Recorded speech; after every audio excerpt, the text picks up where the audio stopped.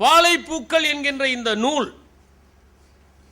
மிக நேர்த்தியான வடிவமைப்புடன் திரு முஸ்தபா கூறியதைப் போல திரு ஷாஜகான் அவர்களால் வெளிவந்திருக்கிறது. காலையிலே நான் கவிக்கோ அவர்களிடம் பேசிக் கொண்டிருந்த போது அவர் சொன்னார், நாம் மறுபடியும் கவிதைக்கு ஒரு உந்துதலை கொடுக்க வேண்டிய அவசியத்திலே இருக்கிறோம்.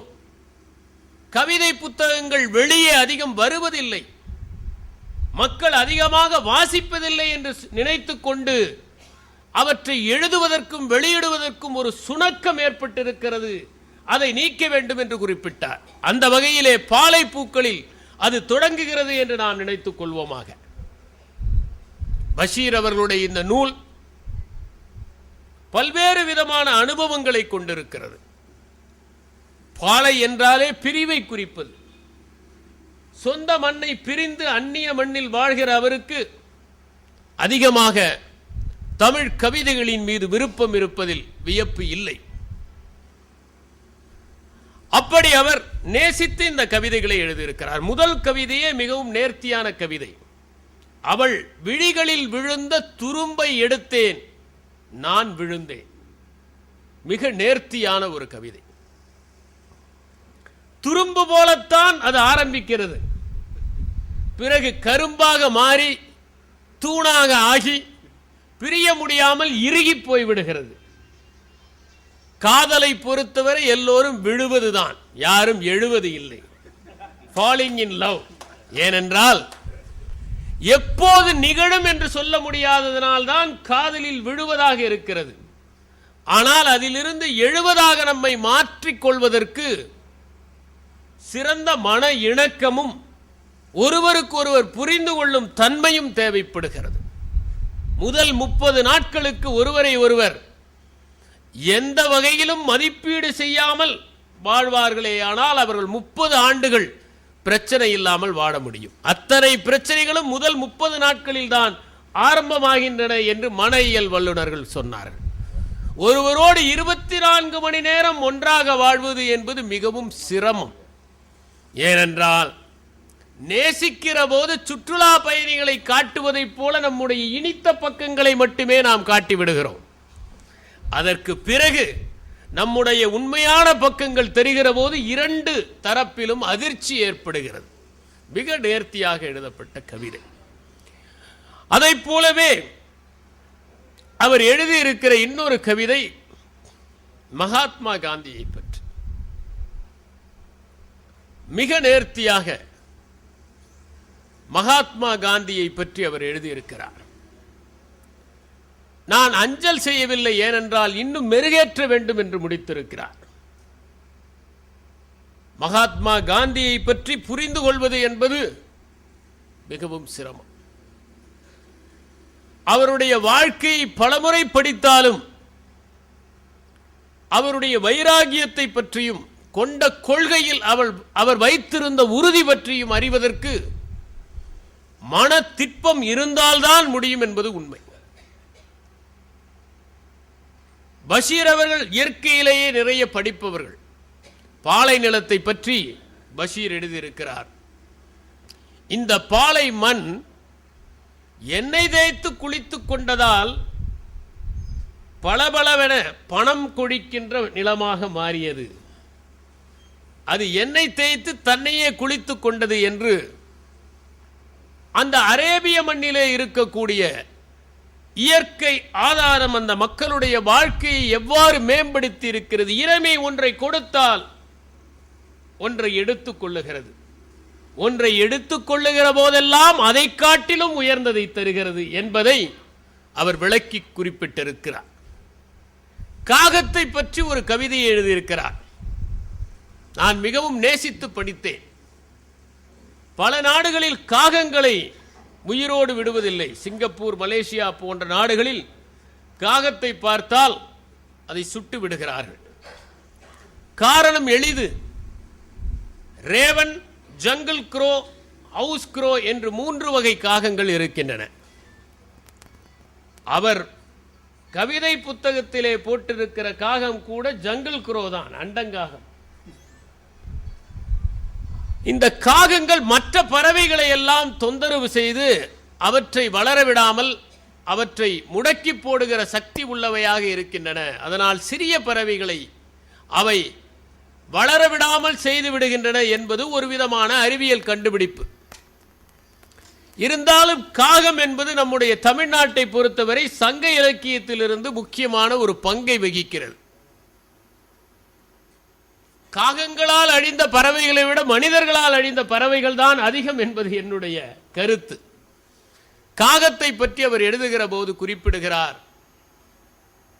வர்ணங்களில் பேதம் என்பது வழக்கம்தானே, அதனால் உன்னை ஒதுக்கிவிட்டோம், நீ ஒதுக்கப்பட்டு விட்டாய். எப்போதும் சிலவற்றை அள்ளி போட்டு அதை தேடி ஓடி வருபவர்களை பார்க்கிற போது என்னை பயன்படுத்தி அசிங்கப்படுத்துகிறீர்கள், காக்காய் பிடிப்பது என்று சொல்லுகிறார்களே, அதை குறிப்பிடுகிறார். குயிலுக்கு நான் தான் அடைகாக்கிற பொறுப்பை ஏற்றுக்கொள்ளுகிறேன் என்று அவர் குறிப்பிடுகிறார். எனக்கு ஒரு கவிதை நினைவுக்கு வருகிறது, காகத்தை பற்றியது. காகமே, பறவைகளில் கருப்பு, எனவே பாடாமல் உன்னை விட்டார்கள். குயிலும் கருப்பு, ஆனால் அதன் கருப்பில் ஒரு பளபளப்பு, எனவே பாடிவிட்டார்கள். காகமே, அகத்தியன் தனது கமண்டலத்தை கவிழ்த்ததால் தான் காவிரி என்றார்கள். அந்த கமண்டலத்தை கவிழ்த்தது நீதான் என்கிறார்கள். கவிழ்த்ததே கவிழ்த்தாயே, தமிழக எல்லையில் கவிழ்த்து இருக்கக்கூடாதா? காற்றை பற்றி பஷீர் எழுதியிருக்கிறார், மிக அருமையான கவிதை. காற்று எப்படியெல்லாம் மனித சமுதாயத்திற்கு உதவுகிறது, காற்று எப்படி வீசினால் அது தென்றலாகிறது, எப்படி வீசினால் புயலாகிறது, வடக்கே வீசினால் வாடையாகிறது, கிழக்கே வீசினால் கோடையாகிறது, கொண்டலாகிறது என்பதையெல்லாம் அவர் எழுதியிருக்கிறார். அந்த காற்று ஆற்றலின் சக்தி என்பதையும் அவர் குறிப்பிட்டிருக்கிறார். சாதாரணமாக காற்று வருகிற போது விளக்கை அணைக்கிறது, அதை மின்சாரமாக மாற்றினால் பல விளக்குகளை ஏற்ற உதவுகிறது. ஆகவே ஆற்றலை எப்படி பயன்படுத்துகிறோம் என்பதை பொறுத்துத்தான் இருக்கிறது என்பதுதான் திரு பஷீர் அவர்களுடைய வாதம். காற்று என்பது மற்ற பஞ்சபூதங்களோடு எப்படி தொடர்பு வைத்திருக்கிறது என்பதை பற்றி அவர் தெளிவுபடுத்துகிறார். பொதுவாகவே நாம் பார்க்கலாம், ஆண்களுடைய மூக்கு பெண்களுடைய மூக்கை விட நீளமாக இருக்கும். ஏனென்றால் தொடக்க காலத்தில் வேட்டைக்கு செல்ல அதிகமாக ஓடுகிற பயிற்சி ஆண்களுக்கு இருந்தது. ஆகவே பரிணாம வளர்ச்சியில் அதிக காற்றை உள்ளே இழுக்க வேண்டிய பொறுப்பு ஆண்களுக்கு இருந்ததால் ஆண்களின் மூக்கு நீளமானது. அதனால்தான் எல்லா இடங்களிலும் மூக்கை நீட்டுகிற பழக்கம் ஆண்களுக்கு வந்தது.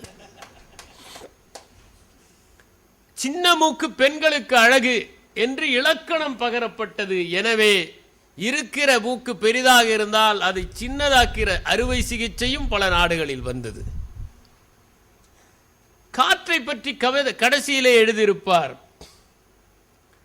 மனிதனை பார்த்து காற்று சொல்லுகிறது, நீ பதவி உயர்வு அடையும் போது நான் பதவி நீக்கம் செய்யப்படுகிறேன். மிக நேர்த்தியான வரி. காற்று நம்மை விட்டு பிரிகிற போது தானே நம் வாழ்வும் முடிகிறது. ஆகவே மிக நேர்த்தியாக அந்த வரிகளை அவர் எழுதியிருப்பார். அதை போலவே மரங்களை பற்றி கவிதை எழுதியிருக்கிறார். அந்த மரங்களை பற்றிய கவிதை எழுதுகிற போது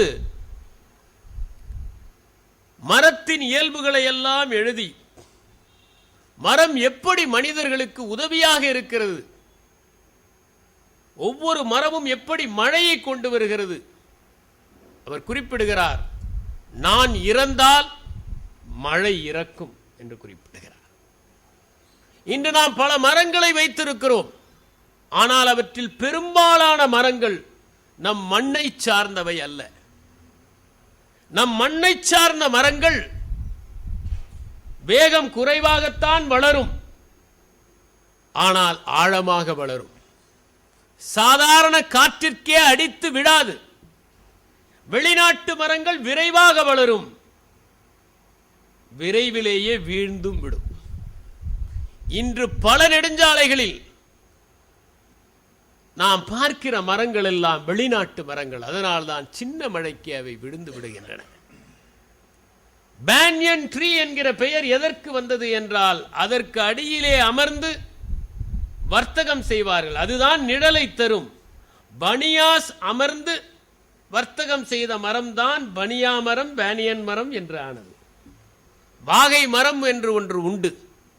அதிலிருந்து சவப்பெட்டி செய்வார்கள் என்பதற்காக அந்த மரத்தை வீட்டின் முன் வைப்பதில்லை. வேங்கை மரம், குமிழ் மரம், புங்கன் மரம், எட்டி மரம், செஞ்சந்தன மரம், வேம்பு மரம் என்று எத்தனையோ மரங்கள் திருவண்ணாமலையில் தமிழகத்திலேயே மிகப்பெரிய நீர் மருது மரம் ஒன்று இருக்கிறது.